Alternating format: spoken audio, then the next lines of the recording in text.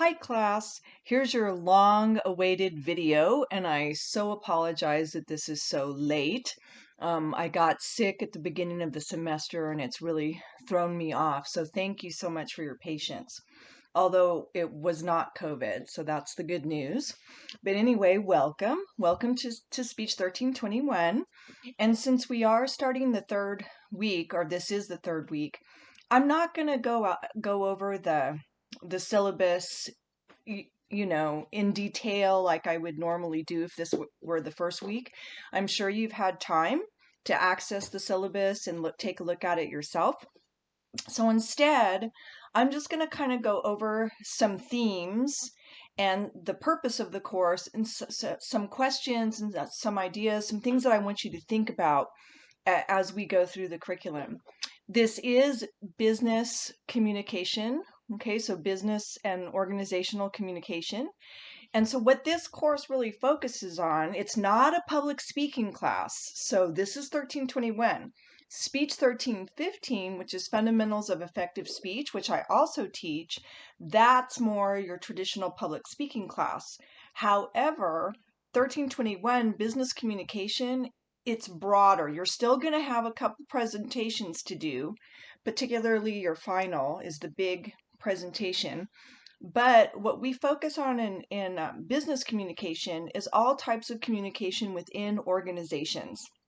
So we're going to take a look at electronic communication, for example, when you're sending emails, when you're receiving emails, who to copy in the chain of command.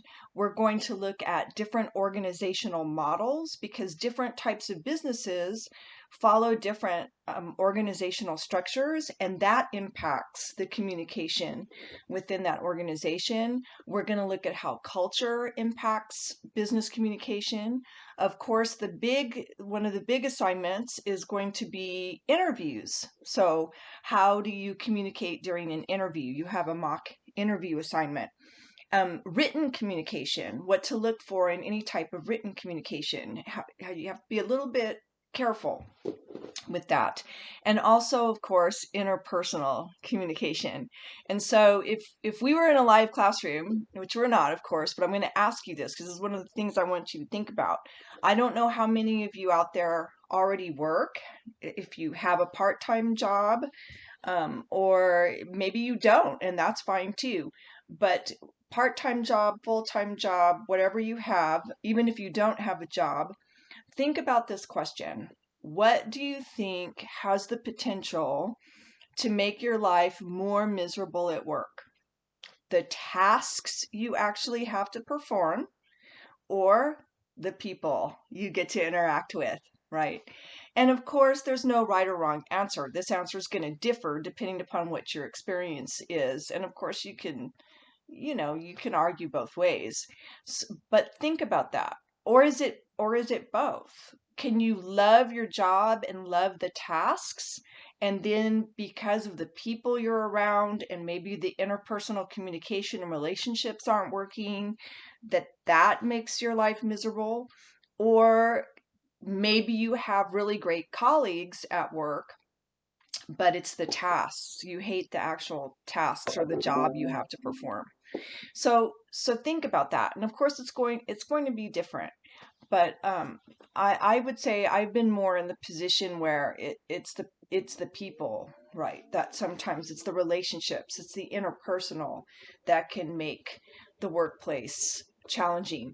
And let me tell you, class, one of the problems with this course, I think, okay, or teaching it, and I don't know, some of you may be from early college, high school.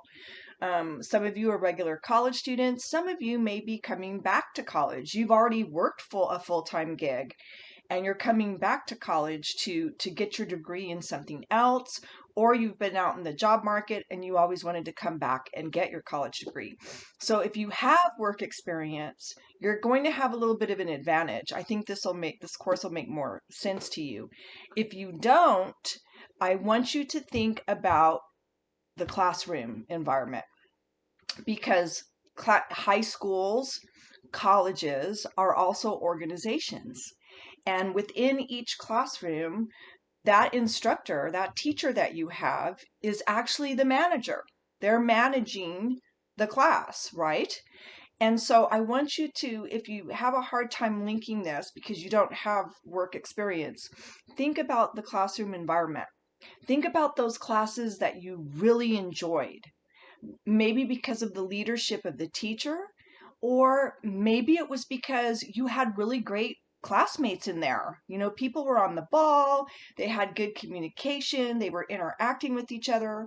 And then what about those classrooms where, oh my God, either you could not relate to the instructor, the teacher was not a good manager, or maybe the teacher was a good manager and a good teacher, but the people in the class were just, there just wasn't any chemistry. So that's one of the ways to, when you're reading through these chapters and you're going, what is this talking about? I'm going to hook it back. I'm going to use that as our common frame of reference, our common analogy, and hook it back to classroom environments, because again, I think that's fairly accessible. So that's what this class looks at. It also looks at leadership. Speaking of management, this course also looks at different leadership styles and ways to lead. It looks at ethics. In fact, if hopefully you've already read chapter 1, and if you haven't, go ahead. But at the end of chapter 1, it also talks about ethics, business ethics.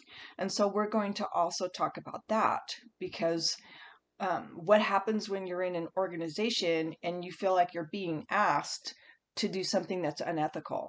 Okay. Or you find management's approach to employees unethical, or something that management's doing is unethical, or maybe a fellow employee. So what do? How do you handle those sorts of dilemmas? Because businesses have to face this all the time. So we look at business ethics, leadership. We're also going to look at communication in small groups. And unfortunately, since this is still the pandemic and we're still online, nonetheless we'll still talk about group dynamics. And oh my gosh, what happens when you're in a group? Do you like to work in groups? Do you not like to work in groups? What are some of the behaviors of the group that really makes it terrible? Like two or three people, they're not going to do any work. And so the two people, and then the two other people, if you have a group of 5, 2 or 3 people don't do crap, and the other 2, right, do all the work. Maybe you've been the people that don't do the work, and maybe you've been the people that do all the work. It depends. But so we'll look at that. That's called group dynamics. And so that's another thing this course will take a look at. And of course, the first part of chapter 1, and this is really what all communication classes start with, including the fundamentals of effective speech class, and that is communication theory. So I'll give you another question. You're thinking about what can make your job life really nice. Is it the tasks or is it the people? And what can make it really frustrating and irritating, the tasks or the people? So that's one thing to kind of be thinking about. And which one matters to you the most? And don't underestimate this, because once you go on and you get into the workforce, you spend most of your time at your job. So I would really encourage you, if you have, some of us, hey man, we don't have time to worry about that. We're trying to put food on the table, and that's a different situation. Realize that this course is kind of coming from the perspective of you're getting out of college and you're going into a business professional situation. But in any case, if you are in a position to you're choosing your career, you're looking at what you want to do with the rest of your life, and you're going to spend the majority of your time doing that, I would encourage you to really pick something that you care about, that you enjoy. And that's hard. That's hard because you also have to balance that with, man, we got to have the paycheck, especially right now with the crisis that we're in with the COVID-19. So anyway, one of the other questions, going back to the communication theory part, is I want you to think about then the big questions for chapter 1. What is this thing that we call communication, right? We all talk about it. Oh, it was a communication problem. Oh, it was a breakdown in communication. But what do we mean? So what is communication? Why do so many miscommunications occur? And then how can we minimize this? How can we minimize the potential for miscommunication? And class, I want you to think about how much that impacts businesses, but also what we're going through right now, this whole situation with the pandemic. What were some of the communication problems? Because government is an organization, our health department's an organization, hospitals, etc., clinics are organizations. What are some of the communication problems, some of the communication breakdowns that happened at the very top, the federal level, that have contributed to the state we're in right now?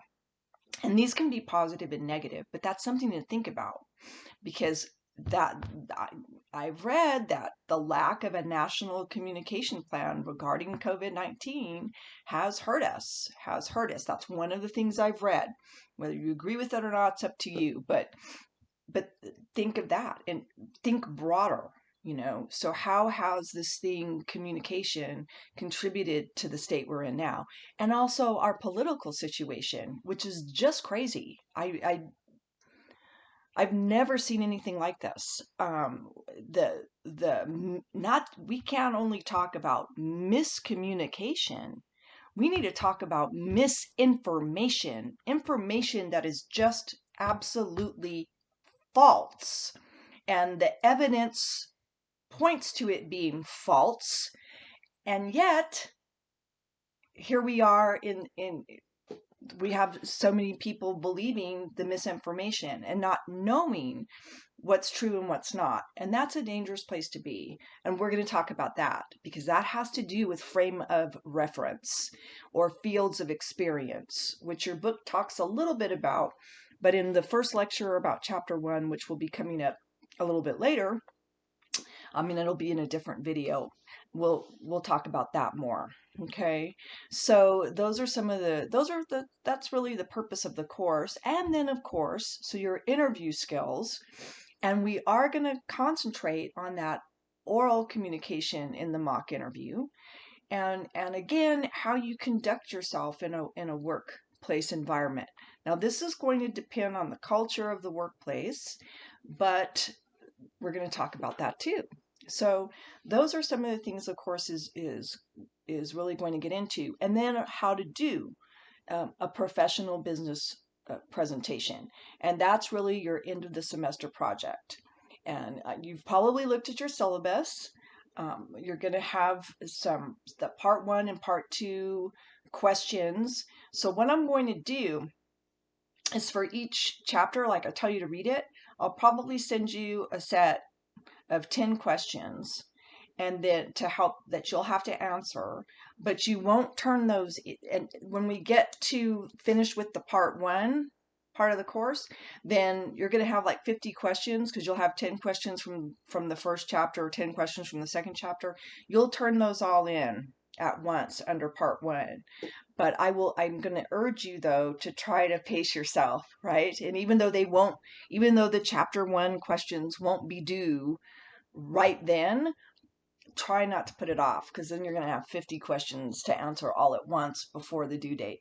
So I'll let you know, as you've probably caught on, typically I really communicate with you via those announcements. That's how I tell you, okay, this is what's due this week.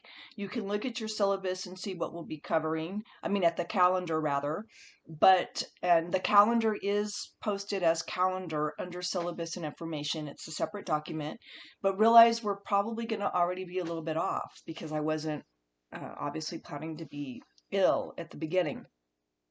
But in any case, these are the sorts of things we're going to be looking at.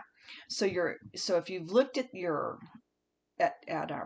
grades, that's what you're going to have. The part 1, the part 2 questions of the course. You have your huge final at the end, which is the professional presentation. It will be primarily a sales presentation. You're going to have to come up with an original product that doesn't exist, and you're going to have to sell it to us at that point. But you're going to also come up with your own business, and you have to kind of persuade us that, hey, your business is really cool and credible, and here's why we should buy your original product. So you'll see, but that doesn't come till the end. We're gonna, and a lot of this material then will come back to haunt you in the final. Okay, you'll notice there's no official quizzes, but those questions, the critical thinking questions I'm going to give you will serve that purpose. And of course, the mock interview, okay, is the other big oral presentation. So that's what you can look forward to in the course. The communication, group dynamics, leadership theories, ethics, so business ethics. Oh, and we'll also look at nonverbal communication and cultural communication, how that impacts businesses. And we're going to look at organizational models, your own personal communication style. So all this fun stuff. You can look at part 2 of your syllabus, and I've pretty much summarized all that. So basic procedure for the course. We're a little off kilter because, like I said, I wasn't planning, been a little bit ill, much better now. But the typical procedure will be you check the announcements, check them throughout the week, but typically on a Monday, I'll announce what we're doing that week and your assignment for that week. I am in the process of looking at grading your notes about me, so assignment, so that's good. But hang on to that assignment for your reference. I'm sure you probably have it saved somewhere, because class, those notes about me, the things I had you write down, that's very good information that you want to share in an interview, in a job interview. Okay, that's a good guide. In fact, the question that says, where you want what do you want to have accomplished 5 years from now? That's a standard job interview question. So, where do you want to be 5 years from now? They want to see your goals. They're asking for your goals. Do you have a plan? So that's something to keep in mind about the notes about me. So I am in the process of grading that, so no worries. If you're new to Blackboard, hang in there. I am a face-to-face gal, so I know how you feel. But I did send you, I think through email or announcements, I did send you I think it's called Continuity Blackboard something or another for students. That gives you the basics. One thing that happened, class, and I do apologize, this is my fault. Normally, when you turn in an assignment, you upload it through Blackboard, the assignment tab. So you've got the assignment tab, you click on it, and then it shows you how to attach the file, and that's how I prefer, that's how I want you to turn things in, is to upload it there. Normally I give you multiple attempts. I'll give you at least 2 tries, so that if you screw it up the first time, then you have another chance to upload it again. Unfortunately, for the first assignment, the notes about me, I don't know, I flaked and I only gave you 1 try. So some of you have been emailing me. That's fantastic. If you did that, just email it to me as an attachment, okay, for the first assignment. The other assignments, I really want you to please try to upload them under the assignments tab in Blackboard, but I will give you multiple attempts, okay? So I wanted to clear that up. And remember too, you can always call the college number and ask to speak to IT, the technology department, and they can answer some questions too. I will do my best to answer your questions. So that is what we're looking for in the course, right? Or that's the overview of the course. And hopefully we'll have some fun. I really miss the interaction of the classroom a lot. Oh, that's the other thing. I will be having some live conferences, where you can tune in. We can hopefully talk to each other a little bit.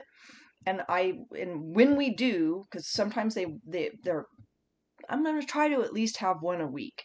That's the goal. I will send you the link to that. Again, keep checking announcements. That's how I'm primarily communicating with you, is the announcements will set you up. And normally I would ask if you have any questions, but here we are. So, but if you do have questions, of course, just email me. You probably already know, I put this out in the announcements. This course is what they call asynchronous. I think all of them are. There's very few. There's some, I guess, that are not, that are actually meeting on campus, few and far between. But that means there's no set days and times. You've probably figured this out, that we meet online. No, it's flexible. The college kept that flexible for you. I think even normal, I was talking to my coordinator, even normal online classes are asynchronous. That's the whole point. It's to make the course flexible for you. So I'm trying to think of anything else. Any fun thing? Okay. Jeff Bezos, who was the CEO of Amazon, stepped down. Amazon's going to have a new CEO. Who knew? So that's the other thing, is to try to, if you're going to go into that type of job market, is to try to know what's going on in the business world and whatnot. So that's the latest news flash I have for you. I haven't gotten the vaccine yet. I'm registered, but I don't know. Hopefully some of you have.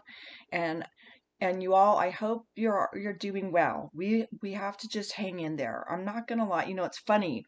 I'll end with this. I was talking to my colleague. Actually, I'm not going to end with this because I thought of something else to tell you. Um, I was talking to my coordinator, my colleague, one of my colleagues, and everyone's asking each other, "Oh, well, so how are you?" And people are like, "I'm okay. I'm okay." Because I think all of us, this whole situation is wearing thin, right? Where it's getting old. But hopefully if we can get vaccinated, maybe we can or develop some herd immunity, maybe there's light at the end of the tunnel. But if you're feeling less than motivated and kind of you're not alone, right? You're not alone. But hopefully with this course, it's going to give you something to focus on. You'll learn some new things.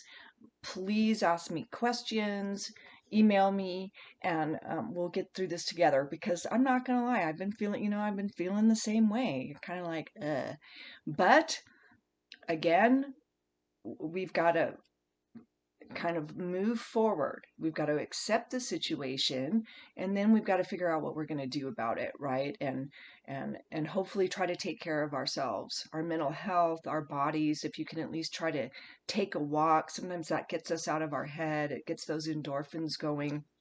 I'm having a hard time too. I need to go for my walks and that kind of thing. But hopefully, class, I hope you're doing well, whatever situation you're in. I hope you're staying well, and we'll just march ahead and see what happens. And I'm trying to think of anything else that I need to emphasize for you. Really, communication is the name of the game for this course. Just communicate with me. Let me know what's going on with you, etc. Now, it may take me a little while to get back to you with the emails, but I will. Okay. I'll leave you with an analogy. I'll leave you with a final thought here, at least for this uh, lecture or introductory lecture. And I want you to think about, well, first, let me throw out a question to you, because we were talking about misinformation, right? Because part of this course too is listening. Okay. Part of being a good communicator is listening and observing and watching what's going on, right? Okay. And we were talking about misinformation. So I have to ask you, what is your favorite all-you-can-eat buffet? I know, and you're probably wondering, what? Just go with me here. What is your favorite all-you-can-eat buffet? And of course, if we were in a live classroom, people typically say, sometimes they say Golden Corral. Um, I think Cece's Pizza comes up. I don't know. You think of your favorite one. Okay. And I don't know what they cost. Let's just take Golden Corral. What does it cost? $15, $20? I don't know. $15, and you pay your $15. You're in the buffet line, right? And some of us approach the buffet this way. We paid our 15 bucks, so by golly, we are going to get our money's worth, right, class? We get the plate, and whatever is on in that buffet line, it's going on our plate. It's like, hey, oh, that looks good. Oh yeah, I'm going to get some of that and some of that. That looks funny, but what the hell? I'm going to try this and that, right? And it all gets piled on the plate because we're getting our money's worth. And so we eat it all without really thinking about it, right? And then at 2 hours later, maybe the stomach doesn't feel so good. Maybe we don't feel so good because who knows what we ate. We weren't really paying that much attention. We're just going to slop it all onto the plate because we want to get our money's worth. Or, okay, we could go through the buffet and we could be a little bit pickier. Okay, we could be a little bit pickier about what we put on the plate. Guess what, guys? Information is the same way. Okay, when we're listening to messages, because you're going to find out when you look at the lecture for chapter 1, the message is what we're concerned with in communication. So we know that we're in a consumerist society. We've heard of this, right? We consume goods and services. We are consuming too many natural resources is the argument. So we're consumers, right, of goods and services. And a lot of times we're critical of this. We consume too much. Well, more than at any time in the history of the human race, I could argue, and I do argue, we are also consumers of messages. We have messages coming at us from everywhere, not just traditional channels like TV, radio, but now we've got computer mediated information. We've got our social media, Instagram, Snapchat, the cable news, 24-hour news stations, plus all our emails and work emails and then regular communication channels, but particularly social media. So we are bombarded with messages. We are consumers of messages. And I would argue, class, that just like the all-you-can-eat buffet, instead of taking all of those messages in willy-nilly, right, slopping them onto our plate, so to speak, we need to be more critical consumers of messages. We need to go through that buffet line a little bit more carefully because not all of those messages we're consuming are good for us. A lot of those messages are negative. A lot of those messages are just lies. They are false. They have no evidence to back them up. They are false, false, false. And the information we're consuming is not good for us. It's aimed at our emotions. It's trying to make us angry. It's trying to make us riled up. We need to be more careful. We pay our 15, 20 bucks for the all-you-can-eat buffet, and you go through and you're like, oh yeah, that looks good. Yeah, and that looks fresh. And oh, I need my veggies. That looks like it's been sitting out too long. I am not going to eat that. Huh. Artificial crab meat. Artificial crab meat? That's fake crab meat? What the heck's in fake? What the heck is in that? Actually, do you know what actually is an artificial crab meat? I've heard it's just other types of fish that's like mushed up and then they add food coloring to make it look like crab. No, it's just wrong. No artificial crab. And they tell you, at least they tell you right up front, this is artificial crab meat. You know it's fake. Can't they call it something different, like faux crab meat? Anyway, I'm not putting that on my plate. Some people like it. No.